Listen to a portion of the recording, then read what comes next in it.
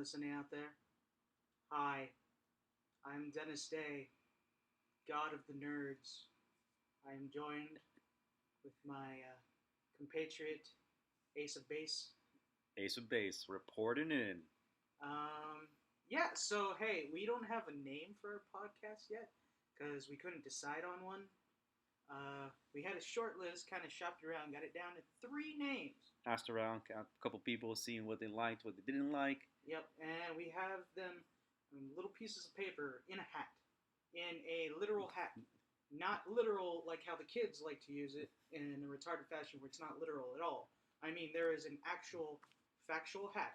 We will pull a name out of and decide what our podcast is going to be called. That's right. This is exciting. You guys get to be a part of it. We have no idea.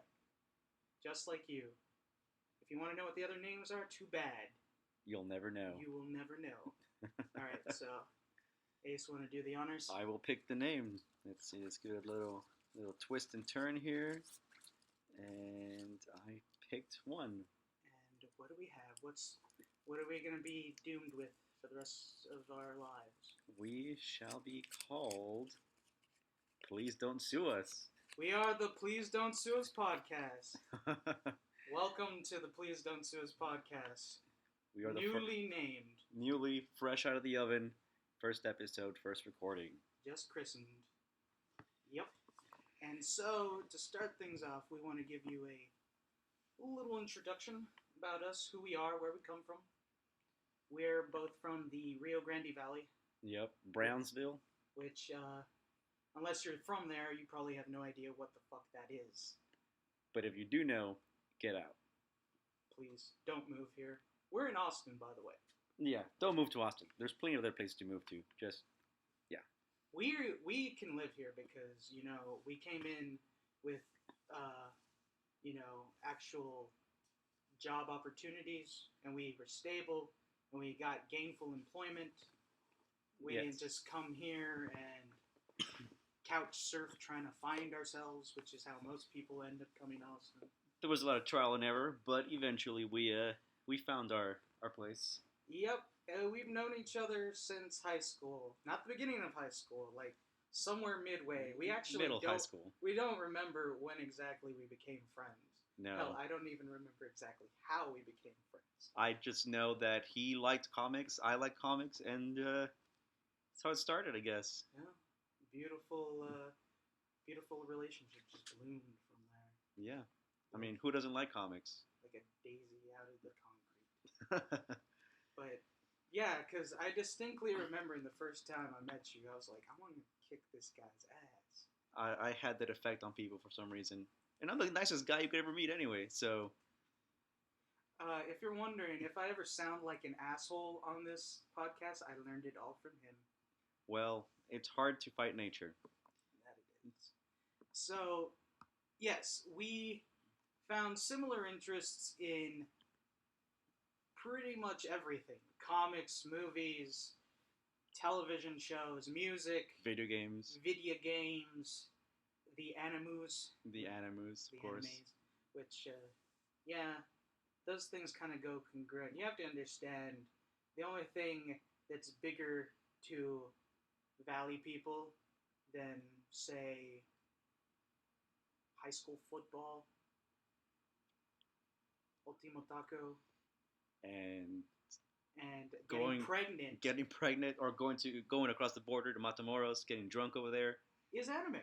There are countless weeaboos. I would like to say that the RGV is responsible for at least 60% of the weeaboos in the country. Yeah, they have a lot of conventions down there. It's like our biggest import. Yeah. Or export, I should say.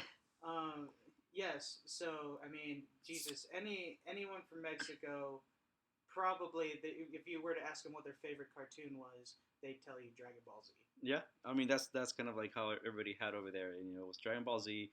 I mean, I still remember the lineup that we had, like, when we were kids. It was Dragon Ball Z, it was Sailor Moon, it was Ray Earth. You remember on NBC, they used to have, like, that back-to-back Sailor Moon, Dragon Ball Z Power Hour? Yeah, they would just switch back and forth between episodes of one and another, and it was pretty cool. That's, what I grew up with, at least. Yeah. But yeah, pretty much like anything that we had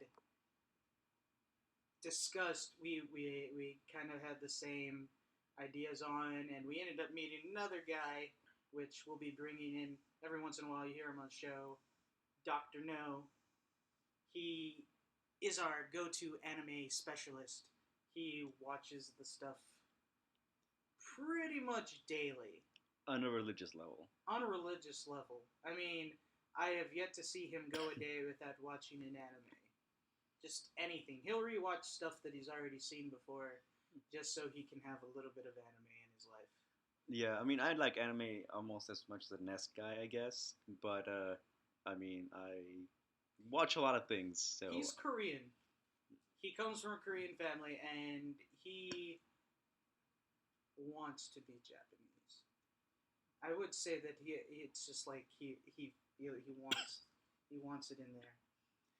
and that will be an episode for another day. Yes. Moving on. So, I guess you could say the point of this podcast is that all the knowledge that we've gained, all our experiences with nerd culture, pop culture, music, films, life in general, we want to share with you.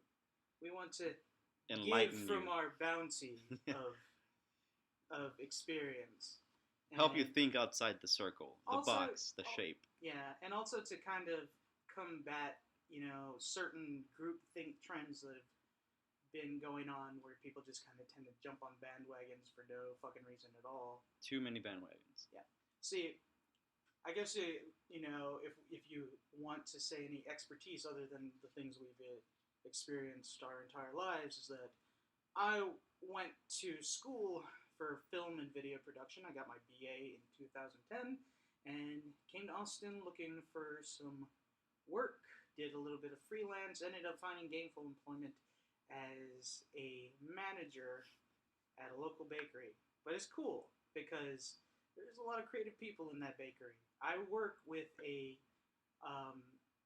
Grammy winner, recent Grammy winner, the 2006 Grammys. This year. This dude just like disappeared for a couple of weeks. Didn't see him. He came back, and I was like, "Yo, where you been?" He's like, "Around." Yeah, and then I see an article on the internet. This motherfucker won a Grammy. Just like, oh, yeah, around. Winning Grammys. That's what he's doing. Grammys. But yeah, so I am a Bachelor of the Arts. I am a scholar of such subjects, and I learned. I mean, I would kind of have always been objective, but going through school and just like learning the process of how movies are made and all the work that goes into, I became even more so objective. Like I couldn't just pass on things, just wave them off as just one thing or the other. I always like to dive deeper into the meaning of them because there's a lot going on there. Movies, comics, music, all these things are huge undertakings. There's a lot of people involved. Yeah. I would say that their parts are worth more than the sum of their whole sometimes. And people seem to forget that. They think it's just one guy making all decisions, and then they're all pissed off because, oh, it's not what the fans want. And it's like, dude, like, you have no idea what it even took to get the project to where it got, so... The point is, we don't hate these things.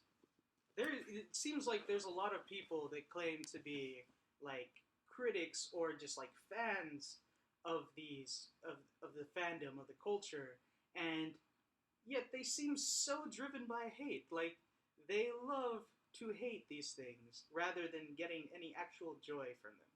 We enjoy these things. That's why we go to them. That's why we listen to this music. That's why we watch this show. That's why we watch this movie. Yes. Because we like it. And yes, we can accept flaws and we will talk about those things, but we are constructive. Yeah. We are objective. We look at things from both angles. We try to understand subtext, which is something you have to understand if you're trying to understand film especially. Which these days, People the 90%, yeah, I would say like the large majority of this, like, fandom or culture doesn't even think about that kind of stuff. They're just gonna go, oh, I saw this in like the 1990s cartoon, and it has to be exactly like this. It's not like that, and it's not going to be like that. And people kind of dive in with a mindset expecting something it's not going to be, and that's the whole thing. You have to see it from every which way to understand and appreciate what the thing is. Leave your preconceived notions at the door. Don't go in with any expectations. Just Enjoy it for what it is. enjoy it for what it is, then come to your conclusions afterward. I mean, movies are escapism. If you're going to movies for realism, for something that's just like, oh, that wouldn't really happen in real life, what the fuck are you doing there?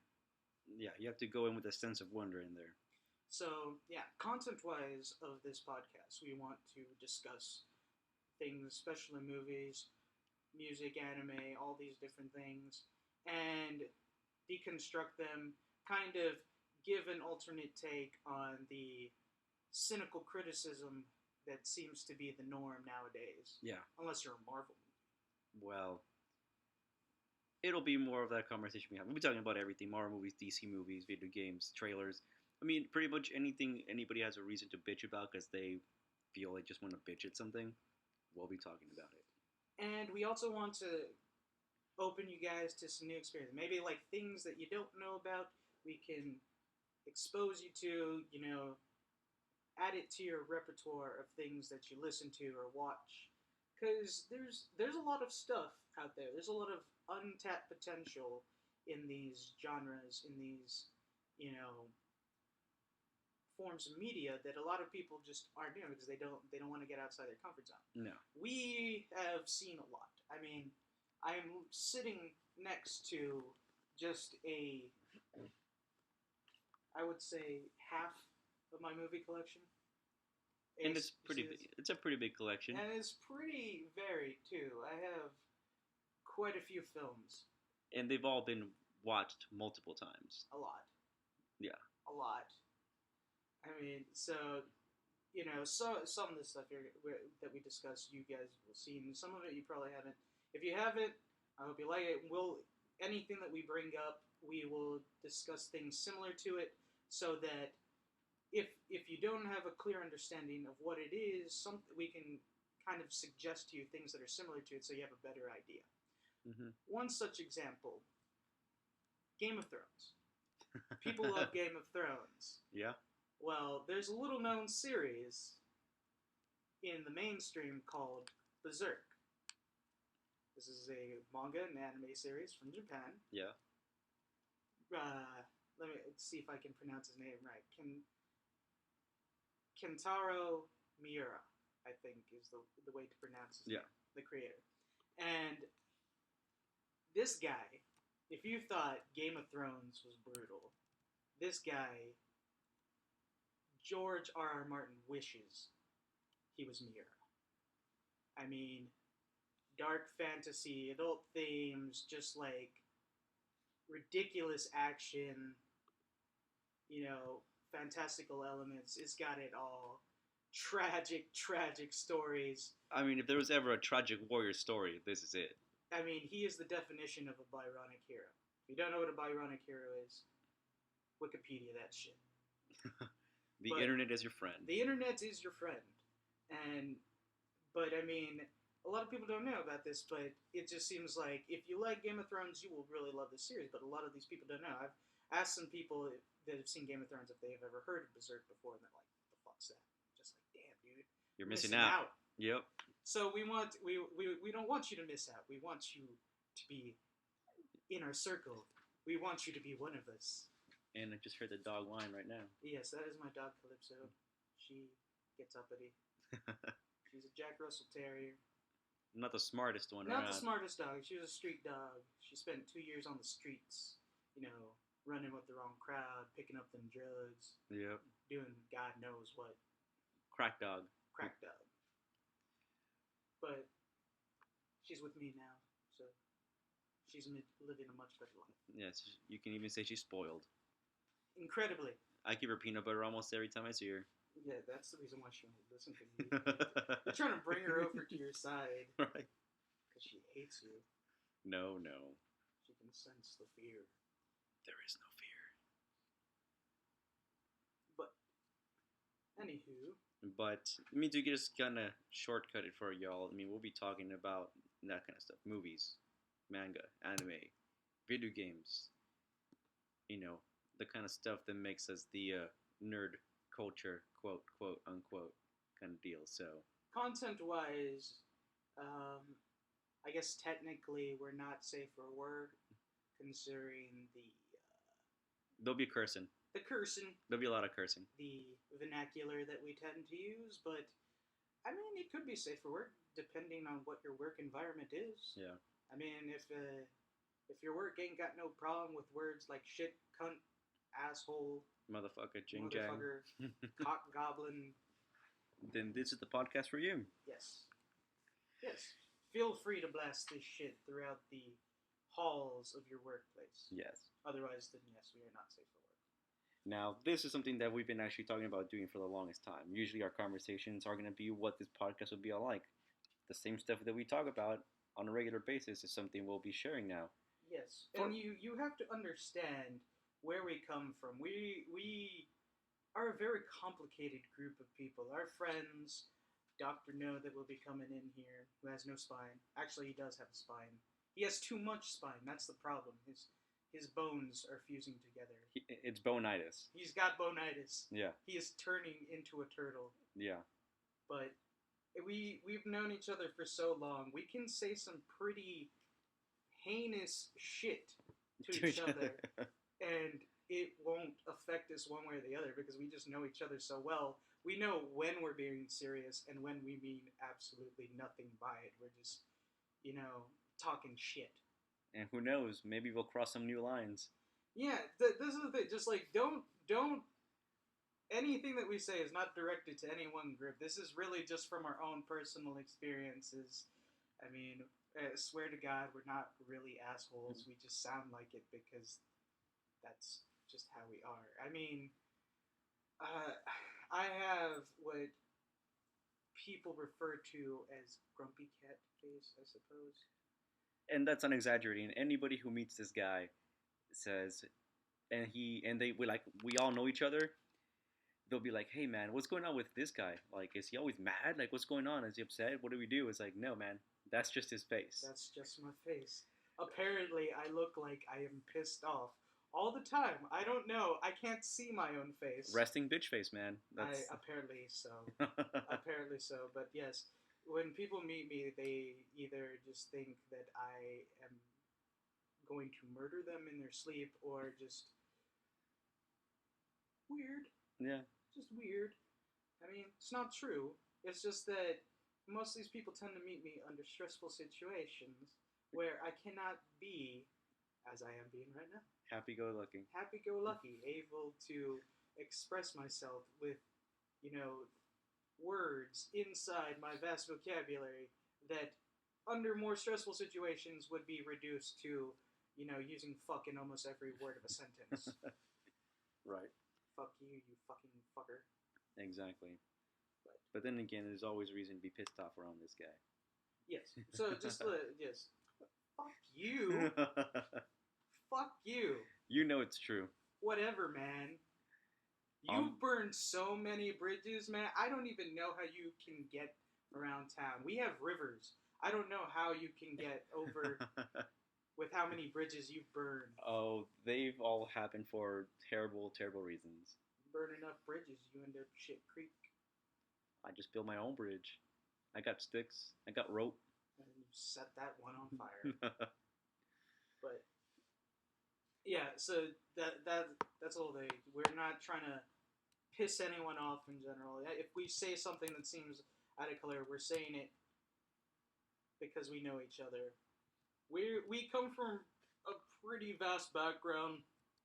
Ace is, for lack of a better term, brown. I am American. He is American. We are both Americans, but we have a lot of non-American blood in us. We are both Mexicans, Mexican-Americans. Yeah.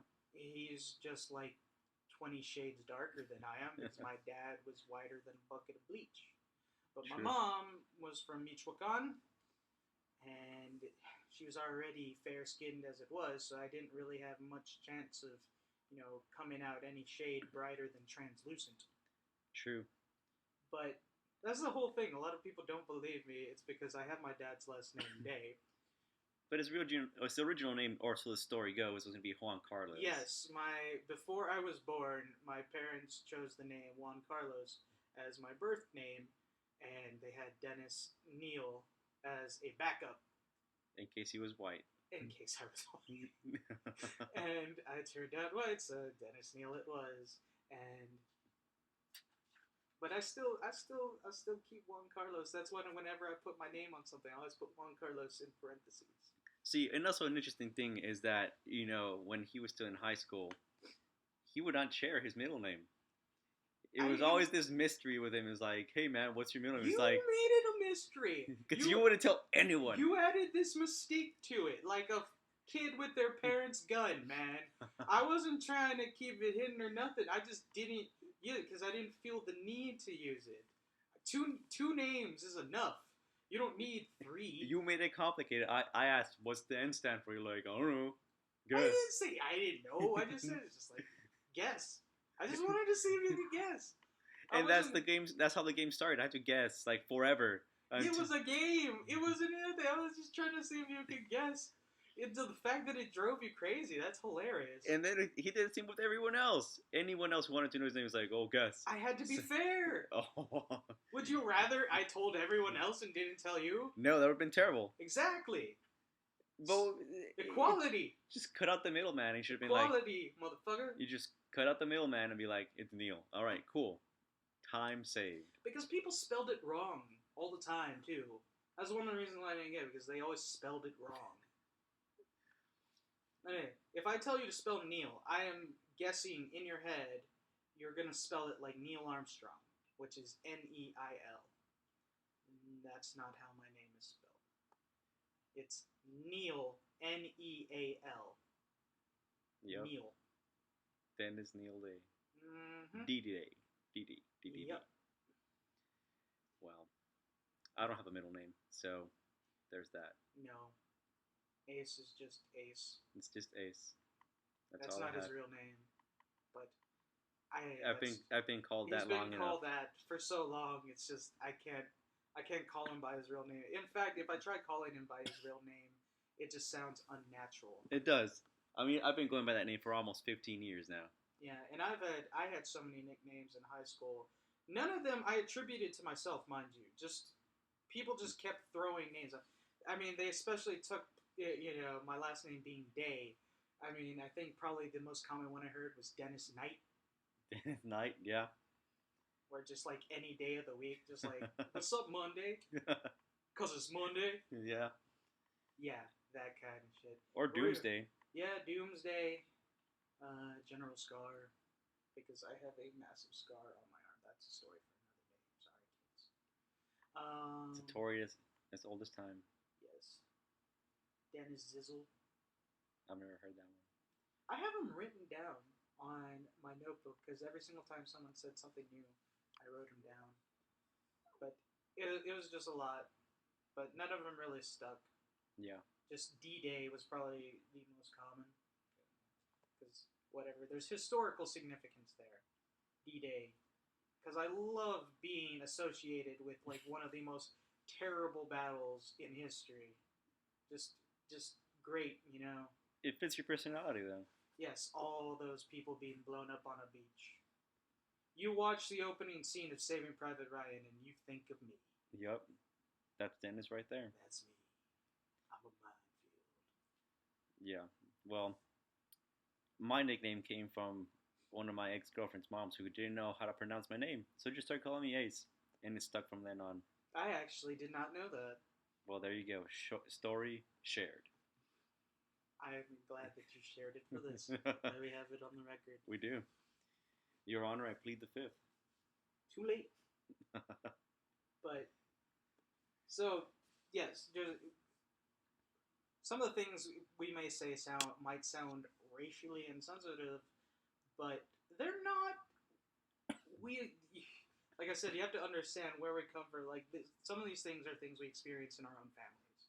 Like, I have been called a racist so many times because we went to a school that was on the border of Texas and Mexico. And the kids we got from Mexico were like, you can throw a stone and you hit Mexico. Yeah, and the place that was there was a place called Matamoros. And this part of Mexico, I honestly I prefer Progreso to Matamoros. At Yeah, least those people are nice. yeah, A lot of the people who come out of Matamoros are like insanely entitled. Like they're the rich kids. It's like the I guess what would you describe it? Like the Beverly Hills of Mexico. no, I wouldn't necessarily call it. I mean, the town's pretty shit, but if you're influential with the government, the police, uh, those, then you have money, and of course, if you're the kids of those people, you have influence. So they come over, and they think the world is their oyster. Kind of like everything's owed to them, and like, oh, I have this parent who does this thing. It's like, okay, dude, you're in America now. Who gives a shit? They act like they're so world traveled, yet they are probably some of the most close minded people you'll ever meet. Yeah. But yeah, I went to school with these people, and I know my heritage. I know where I come from. I know the history of my family, and I literally had them come up to me, not just one person, several people, tell me I couldn't be Mexican. I was too white. I've heard those things before. There's no way I could be Mexican. I'm too white. Yeah. And for me, it's actually a kind of a different direction. People see me and they don't think I'm Mexican. They're like, "Hey, man, are you like Arab or something?" It's like, no, I'm not. And no, my real name does not help in that case. But no, I am Mexican. I just have, I don't know, more genes that are brown, I guess. He got a little extra shot of espresso in his coffee. Exactly. But yeah, so I mean, I was called a racist for just talking about things that I experienced with my family. Like I told him a story about my abuelita making um, empanadas in the kitchen, and just like it's just like how we could not get through. Like she had her house set up so that you could not leave the house without going through the kitchen, which is where she was always there. Yeah. And she would not let you leave unless you ate something. Yep. And if you weren't hungry, she'd guilt trip the fuck out of you until you ate. I think that's grandmas, abuelitas everywhere. Yo quiero comer? Yep. No. I'm not hungry. No, abuelita. No tiene hambre. Nope. And Quiero then she, comer? nope, she'll make you sit Taquitos. down. She'll make you sit down on that table until you eat everything. Siéntate. Por Yeah. favor. No. See. And then you had to eat, and then you got fat. It was like some Jedi mind trick shit, man. Abuelitas, they're more influential than any Sith Lord. Yeah. It's like you ain't hungry. They will feed you like 5 pounds of food. Yep. She'll break out the tamales and the tortillas and the everything, and then you'd be there until you can't move and can't leave anymore because she fed you. Mm-hmm. But anything we talk about, it comes from our own personal experiences. We don't speak. There's no haterade here. There's no haterade here. We don't drink haterade. Just H2O. And alcohol. Yes. Lots and lots of alcohol. I'm drinking a beer right now. Cheers. I don't have a beer right now. Sucks to be you. Let's get to some actual content. Now that you know a little bit about us, we pretty sure this is the week of May the 13th, Friday the 13th. Holy shit! I didn't realize it was Friday the 13th. Spookiest day of the year. Yeah, whatever. Fucking Friday the 13th. I ain't no superstitious bitch. I don't know, Dennis. For someone who has demons chasing him constantly. They haven't killed me yet. Yet. They can't kill me. One day they'll get you. I am immortal until the day I die. I suppose you're right. But, so yes, knowing this date, a certain movie came out recently. We saw on opening day, and we saw again yesterday, just so it was fresh in our minds. Captain America: Civil War. Yes, this is a movie that we have been waiting for a very long time. A very long time. I mean, since the original comic came out back in 2006. 2006. God, decade, man. Yep. Fucking decade. Yep. It And makes us feel old, and we ain't even that old. And the funny thing is, since we've known this story for so long, like we were talking about, dude, like how cool would it be if like Marvel made a movie? And we had like thought about it, like it's gonna be a movie before it was even an idea that we were getting a movie. Even before Disney bought the rights and everything was going on, we predicted a Civil War movie. I mean, as soon as Iron Man came out, as soon as the MCU was announced that there was going to be a shared universe, I was like, dude, It's coming. Civil War. Yeah. They're going to do it. And And sure enough, it happened. we didn't know how it was going to work out. We didn't know exactly how they'd end up doing it. But I mean, dude, Captain America: Civil War is, and no stretch of the imagination, the best MCU movie that has been released to date. Better than any of the Avengers. Better than the original Iron Man, which has long been vaulted as the And the best. standalone movies. All the standalone movies, it really is the best. I mean, it's just perfectly balanced, spot on directing. The Russo brothers, Killed it. They got killed it. Yeah. They directed The Winter Soldier, which was my favorite Marvel movie up until this one. Yeah. And I mean, they just took it to a whole new level from the rest of the Marvel movies. Yeah. I mean, just like directing was spot on. It was well paced. The action didn't get monotonous. It was exciting. It was frenetic. Every character got a moment to shine. It was insane. They put a good amount of characters in there. Everyone had their turn. everyone had to speak. had their Everyone turn. spoke their voice of what they thought was up with this. The Sokovia agreements. Accords. Sokovia Accords. Yeah. So it kind of gives you that perspective from like why the movie is happening, why everybody's fighting, like everybody's like saying no, man. Like we're pretty much giving up our rights as citizens. Like we're being controlled against our will at that point, and that conflict internally between like, hey man, we are dangerous, we have to be controlled, but it's like no man, we have, as Captain America said, the safe hands are our own. Yeah. And having that conflict you can feel the tension in the movie. You can really feel how like it was such a significant philosophical fight between how Tony stood and how Steve stood. You knew why they fell where they did. You knew why they were making these decisions, what drove them, and at the same time, you couldn't really blame them. You couldn't blame either one. It's just No. like they were both right in their own way. It was hard to say like which one was right, which one was wrong. Yeah. And the thing is, with Captain America, this guy was through World War II, so he knows what lists do. He knows what lists do. So him being opposed to, like the governments of the world gathering all superheroes, all superhumans, could end up a bad thing. Mm-hmm. So he's seen what happens when governments control people. Yeah. People with agendas. People with agendas, exactly. And agendas change. And that's what, Captain America, Steve feared, which is why he was so opposed to it. Like, we have to keep our anonymity, we have to, be our own, and that's... I guess it kind of is like the smartest Marvel movie, and I mean I love the Marvel movies, but honestly, like a thinking movie isn't too much as what they've been. They've kind of gotten into the whole social political aspect kind of late in the game. Yeah. I mean, when we saw the Winter Soldier, I mean it took it compared to how the first Captain America movie, which was very reminiscent of like pulp comics. It was like very Rocketeer, which made sense because Joe Johnson directed it. He also directed The Rocketeer. Yeah. I mean, it worked for what it was, but I mean, now that he's this man at a time, things have changed so drastically.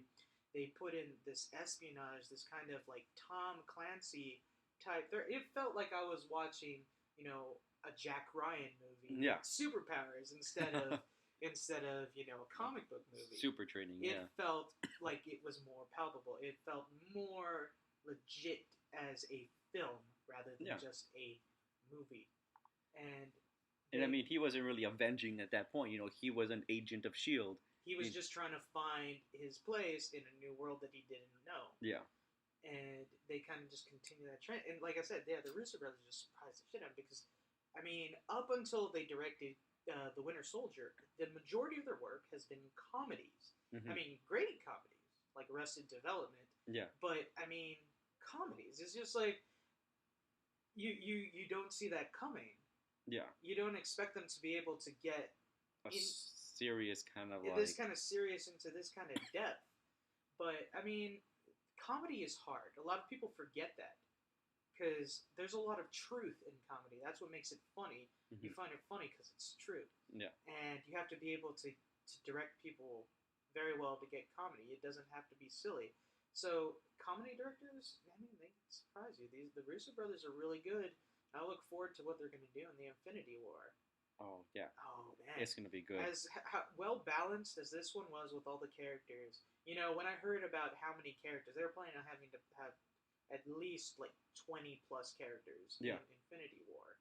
I was like, how are they going to manage that? How are they Even gonna if it's introduce two them? parts, Yeah. how is it going to be balanced? But seeing this, they had about 10, Yeah. about 10 or 11 characters.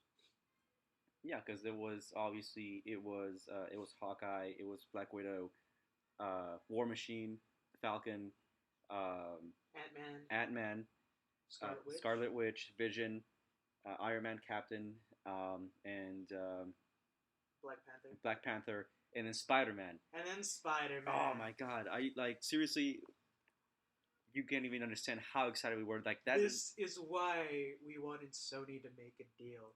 We were just like, damn it, Sony, why won't you make a deal? Exactly. This is the conversation we'd have. It's like, dude, like, if all they, because obviously all they care about is money. If they cared so much and were smart enough, they should make this decision a long time ago. Yes, because this movie is going to make far much more money than any of the Spider-Mans they could do on their own, because these characters play best when they're together. Yeah. Because they can play off each other. You get the full spectrum of who they are and how they interact with their world. Yeah. When it's just Spider-Man, you don't get to see how he interacts with Captain America, how they both can, bond on the fact that they're both from New York. Exactly. They're both, from New York. It's just like Cap was saying. It's just, you got a lot of heart, kid. Where are you from? He's like, I'm from Queens. He's just like, I'm from Brooklyn. Exactly. You know? So I mean, when Spider-Man was announced to be in this movie, like honestly, it just kicked it up to a whole nother level. I was already, excited for the movie because I knew like what the movie stand for, what it was going to be, what it was going to do. But when Spider-Man came out, it just brought this whole other element to the movie that was needed for the longest time. Like I'm sure if Sony had been smart, it could have worked in a deal with even the first Avengers movies. Like something. But it's one of those cases where it's better late than never. And that's the whole thing, is that he was a true wild card, because I mean, Tony found out, but Tony. Yeah. But I mean, he was the first hero introduced in the MCU that was like legitimate, a secret hero. Mm-hmm. Pretty much everyone else was well exposed. Everyone knew who they were. Exactly. No secret identities at that No point. secret identities. I mean, Tony kind of had one for like 2 seconds. And he outed himself.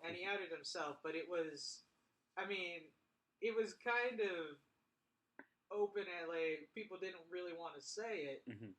But I mean, come on, they knew Tony was Iron Man. Yeah.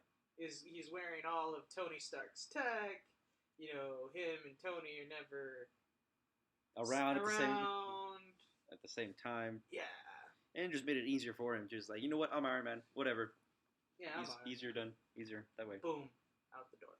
But yeah, he was really a true wild card, because none of the other characters knew who he was. Just like, who's this guy? Exactly. He just comes out of nowhere. And I mean, how he was handled. He's in the movie a lot more than you might think. Yeah. And 1 second. We're this far into the conversation, the things we're talking about, most people consider spoilers. Well, guess what? Spoiler alert! Spoiler alert. Sorry. I mean, if you're trying to have a discussion about a movie, you need to talk about the things that are in it. Yeah.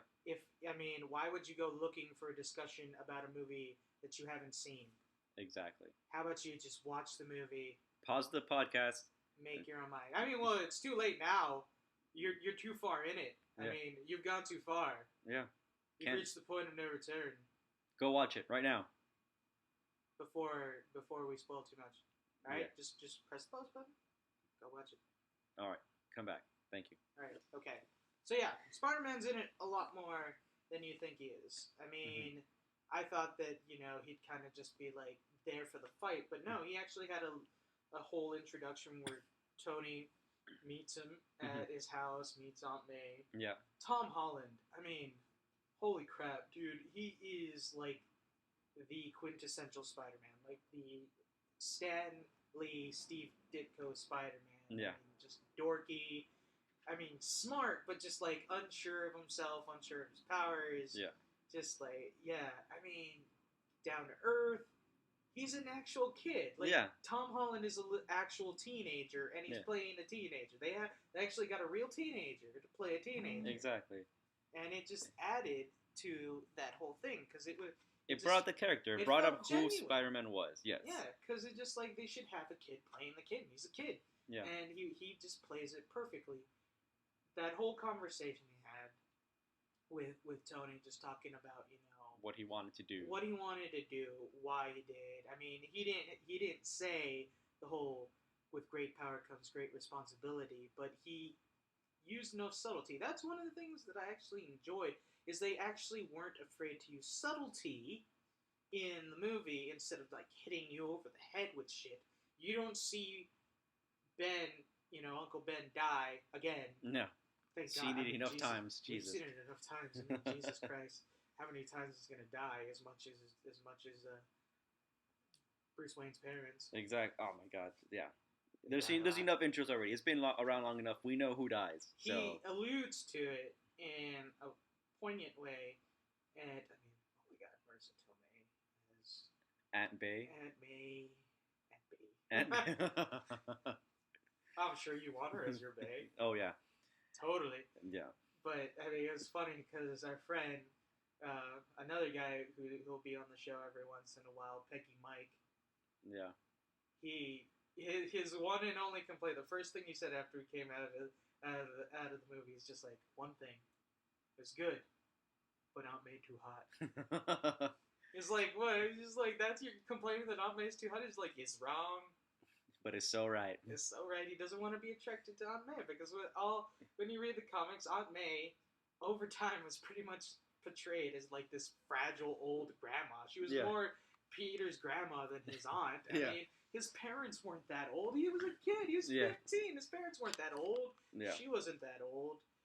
It seems like they based her more on the Ultimate Comics version of Aunt May, where she was older, but she wasn't decrepit. No.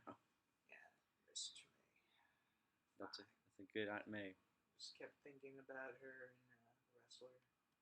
Then Pierce Nips. Yeah. God damn. Once you see that, it's I hope they're real. It's kind of hard going to see her as Aunt May. Just like, damn. Now that's the reason. That's the real reason Tony Stark sought out Spider-Man. Because I just realized the AC was blowing into this microphone this whole time. Yeah. And it's picking up everything. The stupid children outside. Oh God, there's children everywhere. They seem to be parentless because they're always just running wild outside all the time. Well, it is a Friday. And Friday is the day that parents just apparently give up and just let their children run because they don't have to be at school the next day. So if they go missing, they can find them before the end of the weekend, In the ditch. But, yeah, Tom Holland, Spider-Man, just, talking about what he wants to do, looking out for the little guy, Yeah. How the way he described his powers, just like how all of his senses were dialed up to 11. It makes the best sense of any explanation that's been done. With why he had the suit the way he did, with his random. I really like the way that they did the eyes. Yeah. Like how he had the retracting, like apertures. Aperture lenses, yeah. Aperture lenses. And I also like how they did his spider sense. It was very subtle. Like he sensed things, but he wasn't always fast enough to react to them. Yeah. But like sometimes, just like when Ant-Man was like near him. Yeah. Well, after he jacked Cap's shield. Yeah. And Ant-Man was on the shield. He's just like, oh, what's that? And then he gets punched in the face. Yeah. Or But when Winter Soldier threw that thing in, and he's just like, oh god, and yeah, he just dodges it. Neo dodges it and Exactly. throws that shit back at him. That's true. I mean, they weren't very kind of like out and about with his There powers. wasn't like my spider sense is tingling. Yeah, no, like all his powers were very subtle, but were kind of obvious too. Like his reflexes. His like reflexes. When Tony threw that vial at him, he's just like, whoosh. Exactly. Or like in the part when he was showing him like the footage of him like catching that car. Oh, dude, 3,000 pounds going at 45 miles an hour, like not bad. Like shows how strong Spider-Man is. Or when he was holding up that damn terminal. The terminal, or when he took like a fucking straight punch from Bucky, Winter Soldier. After they showed Bucky just like whooping people through walls, throwing tables. Captain America, shit. he punched him down, and like, Spider-Man just grabbed the arm like nothing. It's like, hey man, cool arm. Like that just shows you how strong Spider-Man is. It's just like, yeah, I mean, they really play it because like he had only been Spider-Man for 6 months when he was introduced in this movie, and this was like his first like real fight, and I mean he held his own against Cap pretty well for a while there. I mean, this is Cap, who was beating the shit out of people just like left and right. I mean, holy shit, the Batroc, the Leaper fight, in the Winter Soldier, where he just axe kicks that fool into yesterday. Exactly. Hey man, he was instigating Cap. He was like, hey man, you think you're tough shit? And when Cap put away his shield, you knew that guy was done. It's like, all right, bro, like let's just stop. And fucking just like, goddamn. Yep. That's one of the things I really liked of him. He's just like he just whooped people's ass. Yep. Like he's super soldier, man. He did super soldier shit. See, and then one of the things that we like to notice anytime like Captain America's like fighting people is like, who died? Like who did he kill in that fucking hand-to-hand combat? Because Cap is a soldier. He doesn't really have compunctions not kill. About kill. He doesn't like collateral damage. That's his whole thing. Is if he can restrain, if anything he can do to bring down collateral damage, he will do. Mm-hmm. So if it means just taking out one heavily armed dude, he will do that. Yeah. And I mean, you hope that he's holding back, but I mean, this is the thing. Like some of the people that he hits, knowing his strength, knowing what that vibranium shield can do, they dead. Come on, man, they dead. I mean, people bitch about like see, this was one of the things we're talking about. We will get into this in another because it's a whole other podcast with the DCEU when people complaining about the body count in Man of Steel and Batman v Superman. That'll be a different episode. But I mean, no one acknowledges the body count in the Marvel movies, especially in Captain America. They kind of did in this one. It's just like this is the reason for the Sokovia Accords in the first place. It's like they're actually acknowledging that people died and those people dying have consequences. But I mean, it's just like. Yeah, like when he's in these fights, he just totally punches people through walls, man. He through walls. Falcon blew people up. He shot them with missiles. Yeah, I mean, he straight up like pulled out 2 guns and shot a guy a bunch of times in the chest. Yes, his main weapon besides his wings were 2 twin Uzis, and he's just like. Yep. And I mean, in the movie there in Civil War, like when they're going up to the disease center, he jumps out of the sky and lands shield first on a guy onto a car. Yeah, that dude's dead. That dude died. All right. Or when he kicked the truck into that dude. Yeah, so that guy's dead too. Or he hit a guy straight in the solar plexus with the shield. Yeah. That dude's dead. You know what happens when your chest is caved in? It punctures your heart. And your lungs. And you die. And you die. Yeah. Cap show no mercy. Captain, say no, show no mercy. Exactly. This A is not for Canada kind of deal, It's not for France. But, no, I mean, yeah. The subtleties that they have in characters. This is why Marvel does so well, is because they know, they have faith in their characters. And they know them so well. They're not afraid to show those aspects of their characters or just be able to tell them. And that's the reason why Spider-Man works so well in here, because they knew how to use him. Yeah. They knew exactly how to use him. The way he fought in that battle, his introduction with Tony, the secret ending at the end with him, with his his spider signal. Yep. That's great. I mean, the fact that they actually got the spider signal That's in really there. cool. Yeah, I mean, the Marvel loves introducing all these quirky, things from the comics that you don't think they'll be able to work, but they find a way to make them work anyway. Yeah. Like Falcon in the comics actually has a hawk that is like telepathically trained to hear him, Yeah. to hear his commands. It's named Redwing. I mean, Yeah. it's been. I don't think he uses them anymore, but for like the longest time, Redwing was like his little His psychic, little pet, yeah. his little psychic hawk killing machine. Yeah. And in this one, he's like a little robot drone called Redwing. Redwing, yeah. So. But that's just funny how they do that. Even like the little things that you don't think they'll be able to fit, they manage to fit in somehow. Yep.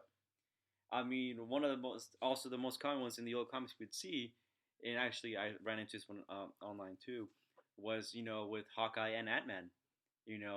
That combo where he would make him so small, get on an arrow, and then Hawkeye would just launch him. Like it's almost like a variation of the fastball special. That was their thing. Yeah. The Ant-Man arrow. Exactly. Which is why it'd be great if 20th Century Fox would just make the deal.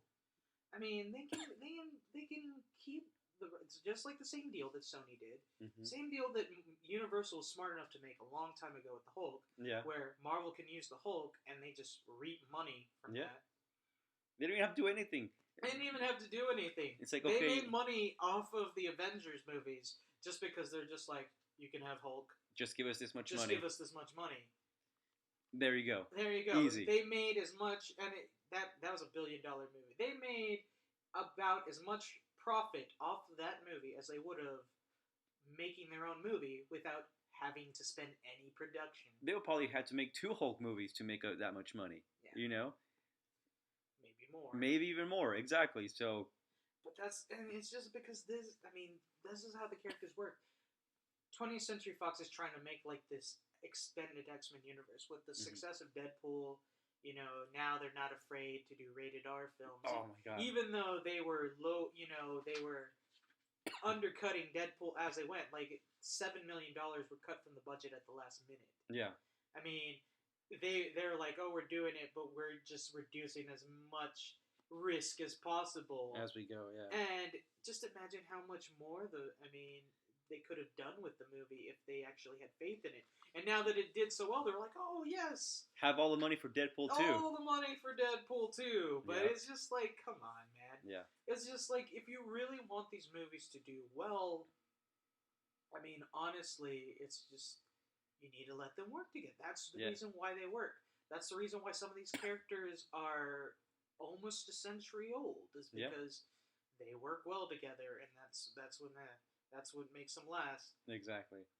I mean, there's so many stories you can read alone. I mean, come on, dude. Like, Captain America and Wolverine.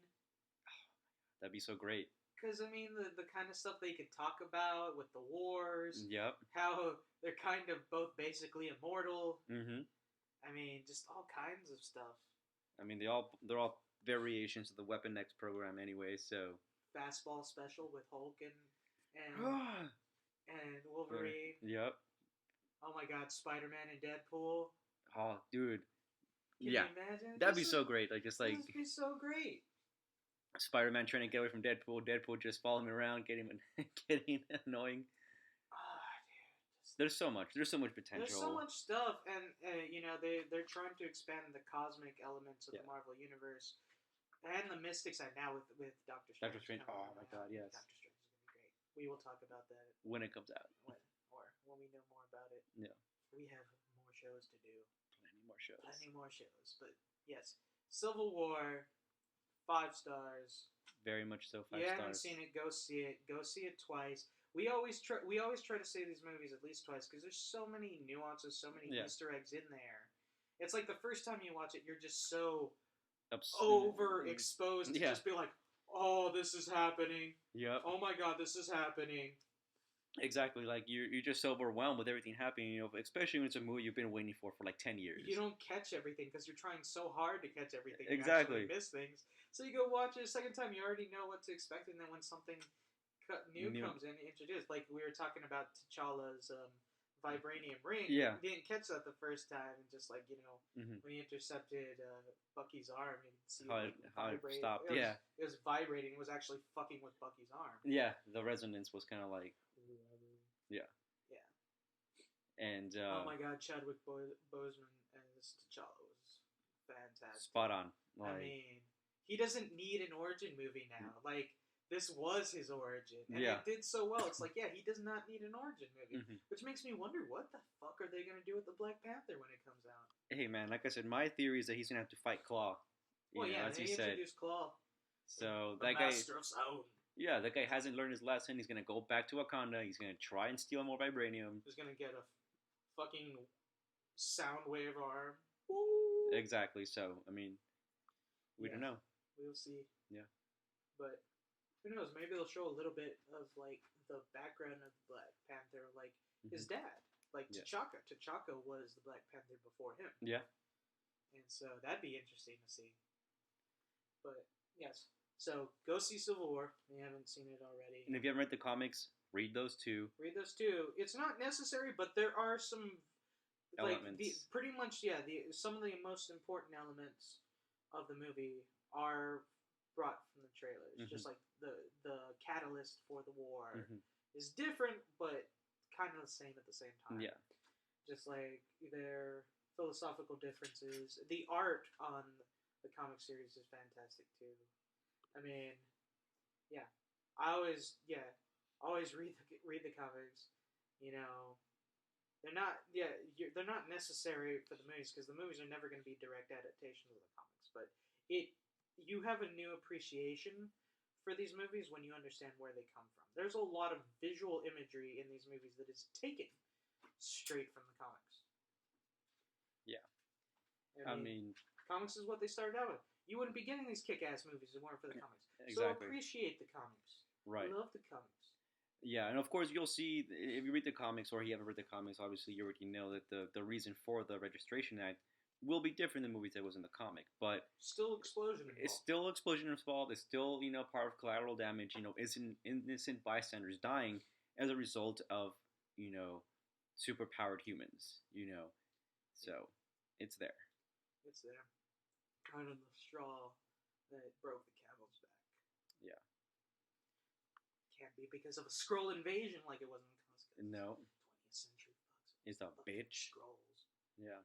God damn you, 20th century Fox. Just go make fucking alien movies and give Fantastic Four and the X-Men back to Marvel.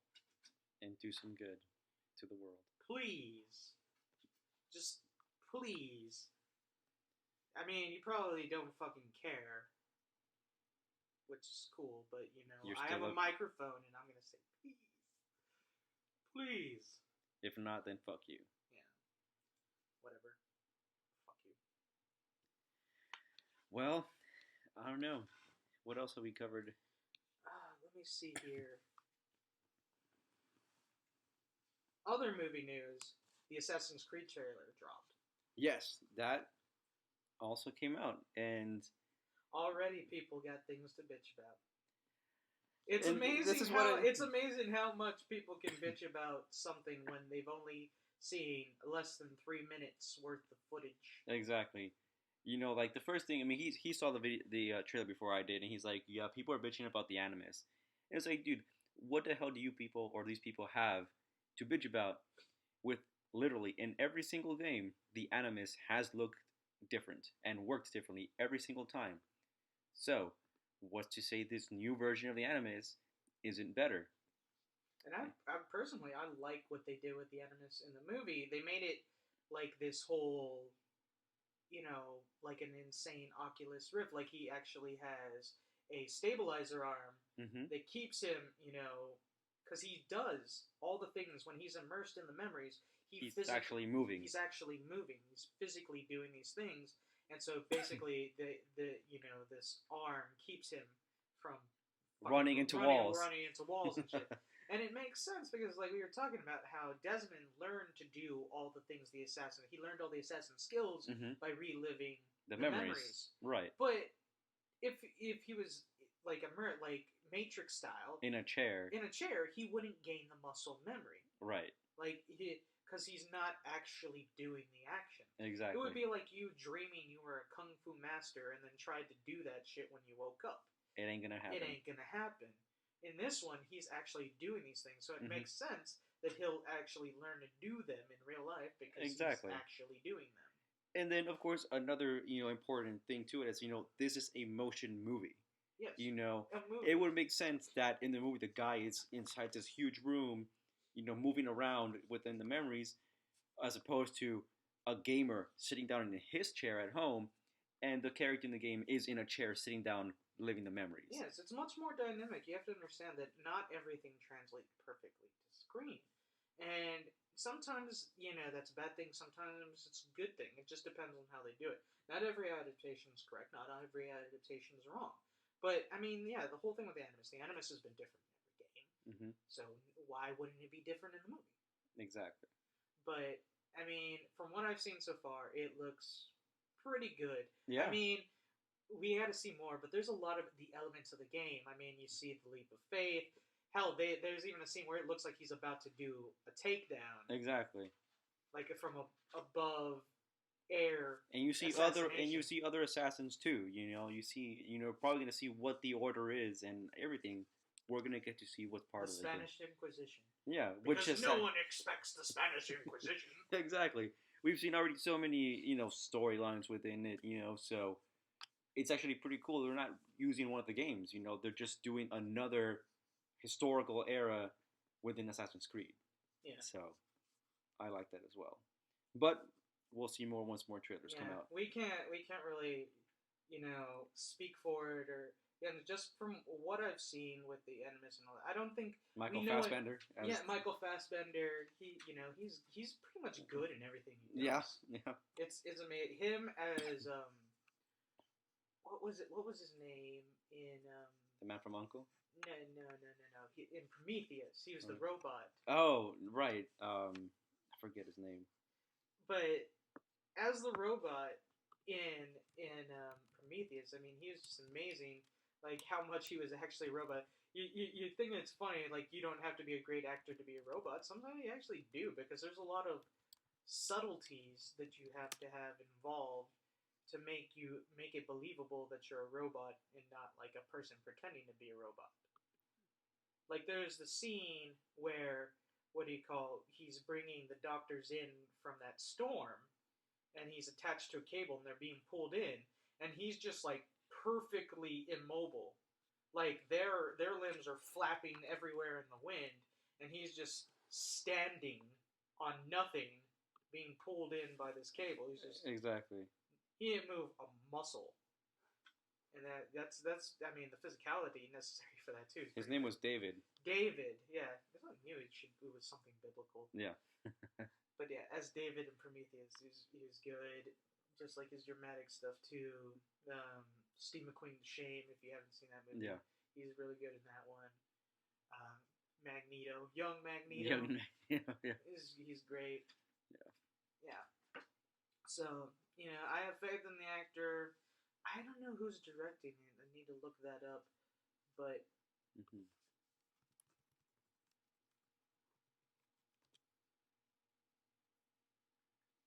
Justin Kurzel.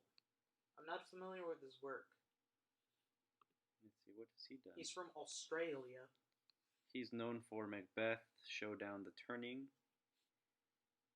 Macbeth, which also apparently had Fassbender.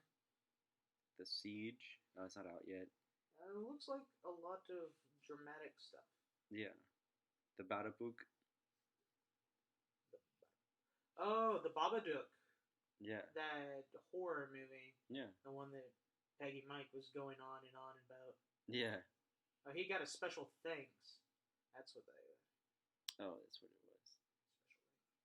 So yeah, she hasn't done very much here. He was it seems like he's done a lot more consulting, a lot of, background work than directing. Director, he's got 7 credits. And one of them's Macbeth. But, if you're going to direct Macbeth, I think you can direct Assassin's Creed. There's a lot of death involved in both of those. Yeah. A lot of death. A lot of killing. Sure. So if he can direct Macbeth, I think he can do Assassin's Creed. But yeah, so I mean, when we know more about it, we'll talk about it more. Yeah. But so far, I think we just don't know enough to really give it a solid yes or no. But Yeah. I think it has potential. It shall come. I understand because video game adaptations have been pretty hit or miss, mostly miss. For the last couple of years. Well, because you also have to understand that a lot of those video game properties got bought up by the same man. Oh, that's true. Louis Ball. Yeah. That motherfucker. It's a terrible man. Yeah. Terrible man. You see any interviews with him, you'll understand. Like, this dude's just like, he buys up video game properties because he's just like, it's a video game. It's gonna make me a lot of money. It's gonna make me money. And then you're terrible at making it, and he doesn't think he has to try because it's just like, oh, it's it's nerd shit. People will come and watch it, which he's not wrong. There are people that will watch it simply because it's that. But at the same time, I mean, though I don't something worth watching. Yeah, I don't think that's gonna be the outcome with the Warcraft movie. It looks good. Yeah. Which is also another movie I've been waiting for a long time. Not to mention the director. Well, I'm sure a lot of you all have been waiting for a movie like that as well before. You know, like, I played World of Warcraft since it came out. You know, like, and I've liked the games. I played all the games. I played all the expansions. I still do. I still play World of Warcraft from time to time. But, you know, when I first heard that, officially it was finally going to be a movie, I was pretty excited. So I know. All my friends, because I'll tell you guys, I used to work for Blizzard. I worked there for a little while, about a year. So he's an insider. I was for a little bit, nothing too exciting.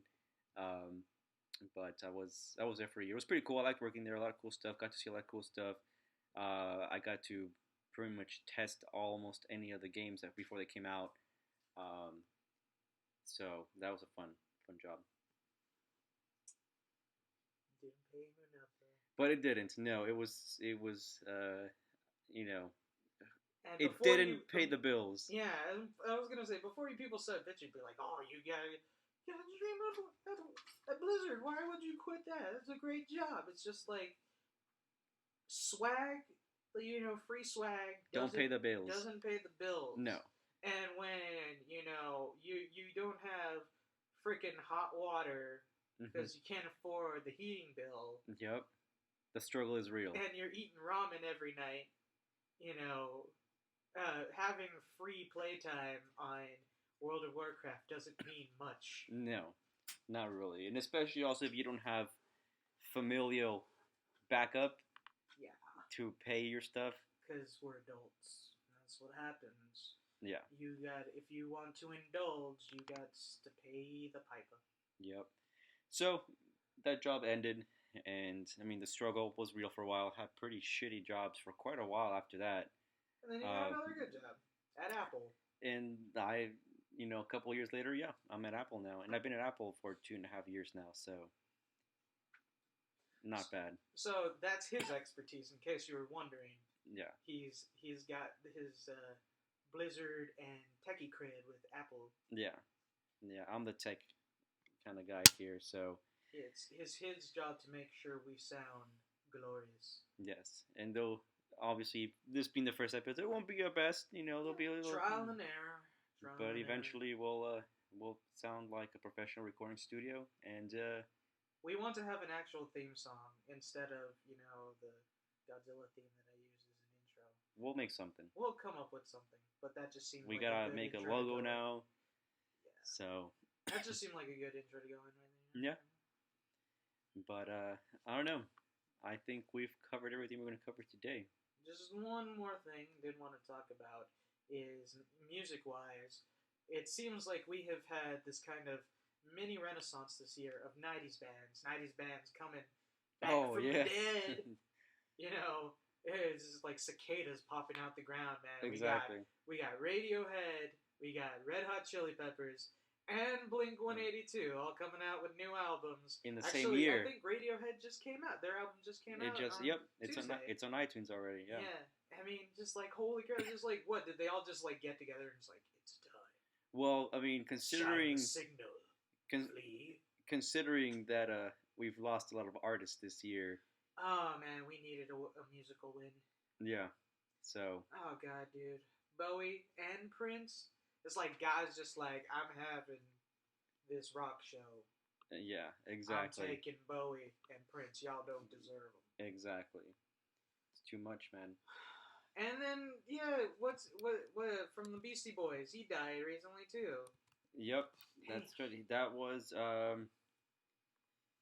let's see, what was that earlier this week? I think. I think yeah, it was. I think it was Monday or Tuesday. Tuesday, right? Yeah, Damn. He's let's got see. less magical. It was Adam Yauch. Adam Yelch. Yep, Oh, I don't know the Beastie Boys too. too But much, I man. mean, all these bands coming out, just like I like their music. Probably Blink 182. I'm more excited for than the others, just because we grew up with Blink. Yeah, We pretty much like we could trace our emotional maturity through Blink, because like if you're not a fan of Blink or you haven't really listened to their albums, you listen to their albums and the content within them, hmm they mature with each album that came out. yeah. I mean, we kind of grew up with them in their music, and their maturity in their songs kind of reflected our maturity As we grew up as as well. we grew up. Like all the things on Enema of the State that were fucking hilarious, or Yeah. just all that. You know, we were kids in high school, so we're just like, oh. Well, not even then, dude. I think I But started also, listening. they've had some real shit. I mean, like they could reach emotional tones Yeah, that that they just resonate with you. They still do. Like when I hear their music, it's just like I can just vibe on it. yeah. Because I mean, Enema State was when 2090. Nah, dude, I'm pretty sure it was in the '90s. In fact, let me look that up.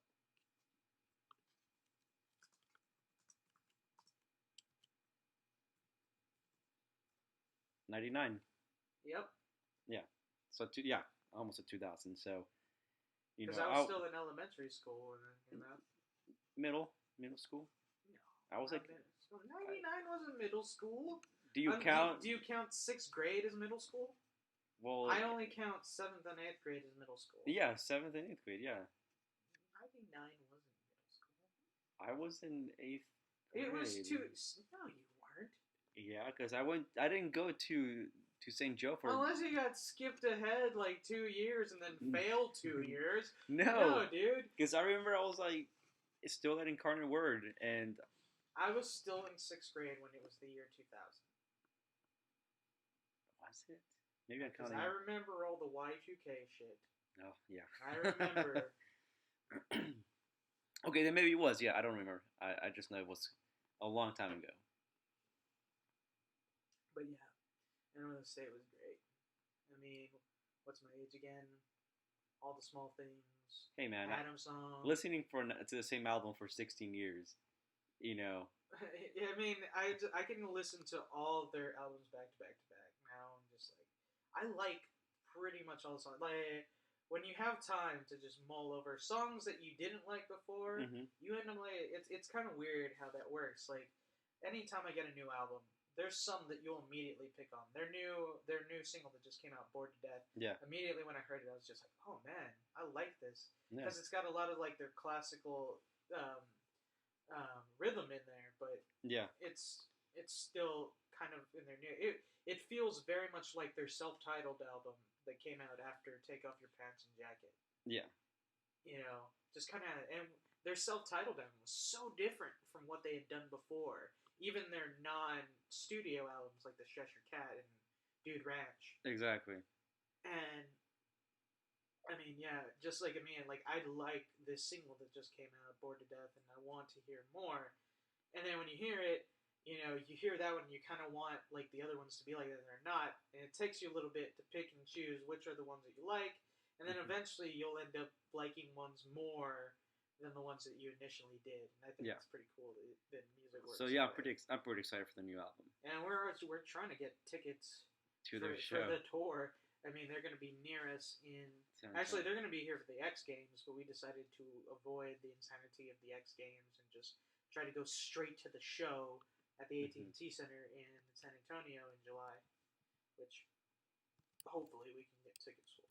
Yeah. Because now we actually both make decent money, so Yeah. not scraping by for our hobbies. Yep. But So y'all check the tickets right now. I'm checking them tickets.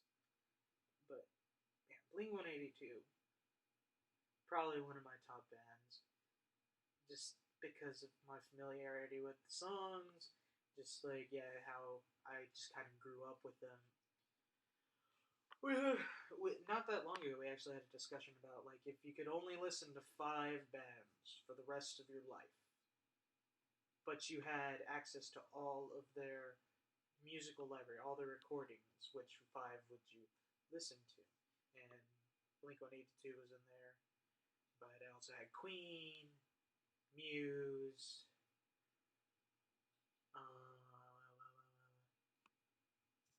others. Shit, I don't remember my list either. Although there's still pretty much plenty of tickets here, so Changes up. How much are they going for? well, 52, 52. That's not bad. Yeah. I'd say that. Let's see. As Try long as this. they're not like shits. Like as long as we're not behind a pole, I'll be good. Now I'm gonna try this section right here. Simmer down. You want the peanut butter? I'll give you the peanut butter. Just chill.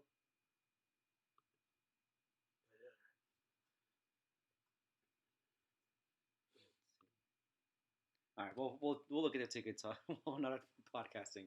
Yeah, Um, but yeah, well, there's plenty of tickets, so we'll find something. We're definitely gonna try our best to make it to that show.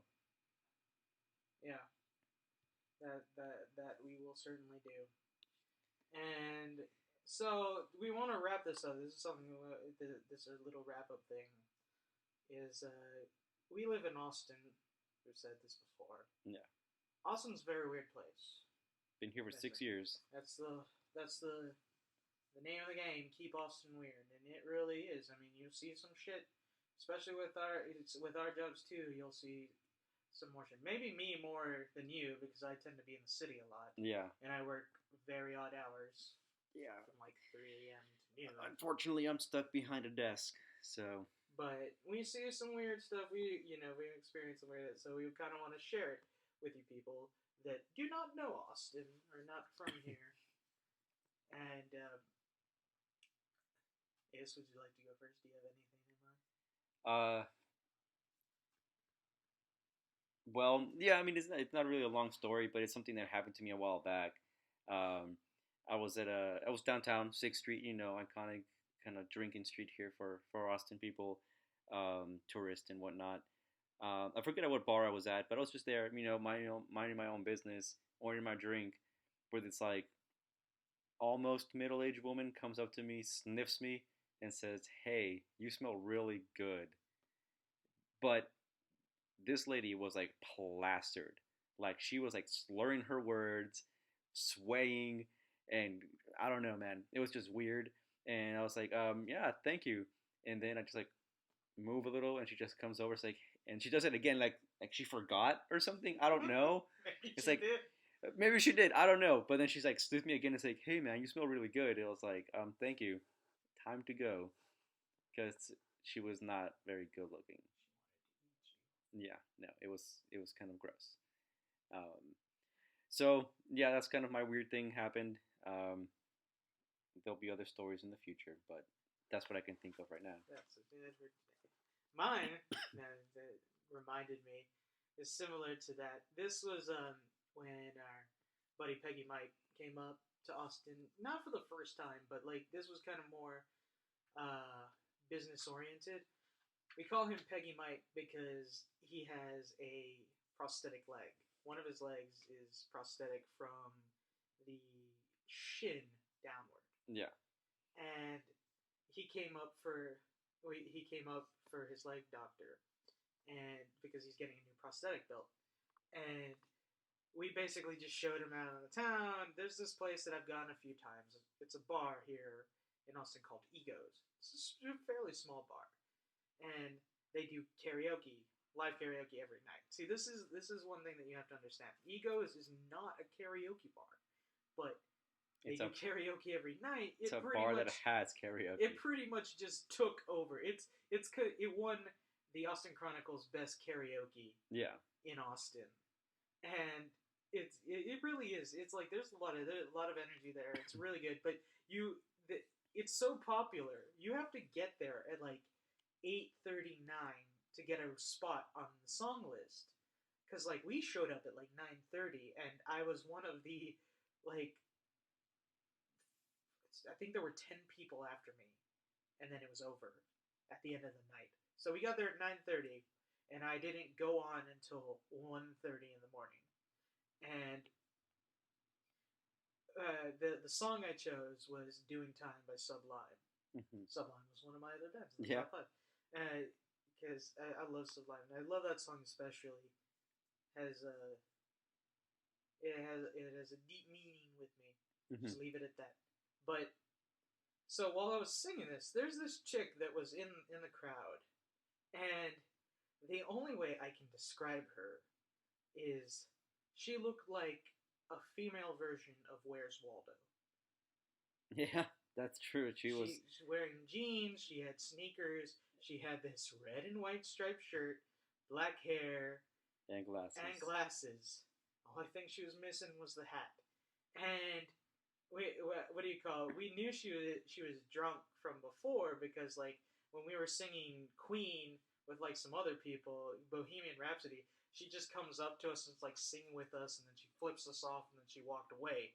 Yeah, so it was weird. So I'm singing the song, and I'm really into it because this is what you have to understand about me. It's like some people do very different things to relieve stress. You know, some people do yoga. Some people get massages. Some people just, smoke a big ass bowl of weed. Yep. Me, I sing karaoke. I love doing drunk karaoke. Like I get enough beer, cider, whiskey in me, whatever it has you, whatever I get 3 sheets to the wind to. Yeah. I will sing whatever the fuck you want me to sing. Yup. And I really wanted to sing that song. And I was really into it. And then she just comes up. And she's just like circling around me like a fucking shark. Yeah. And I'm singing, and then next thing I know, she's all fucking grinding on me, and I'm just like, I'm trying to sing I'm trying to sing here. Yep. She wanted some of that Dennis. She wanted the D. She wanted the D. Yep. But just like she just kept grinding on me. I was just like, she wasn't ugly. But it was not the right time or the place. It wasn't the right time and place. It was like I'm mid song, girl. I'm about the song. I'm in the zone. Waited all night. Let me into my zone. But just so she's just grinding on it. She just won't stop, man. It's like a dog on your leg, and so I just kept focusing on it. I just sung harder. I just got into it even more. Although she wasn't the only one she was catcalling on, like it was a bunch of other dudes. So. But like, it was not right. It was not right. That boy, I'm right. But so after that, then she just kind of like walks away, and I'm just like, okay, that happened. Time to go home.